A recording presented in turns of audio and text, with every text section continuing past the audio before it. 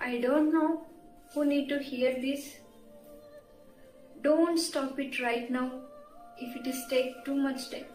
Because of నువ్వు గాడ్ని ఇన్ని రోజులు దేనికోసం అయితే ప్రేయర్ చేసావో, అడిగావో, ఇంతగా కష్టపడ్డావో, దానికి నువ్వు చాలా దగ్గరగా వచ్చేసావు.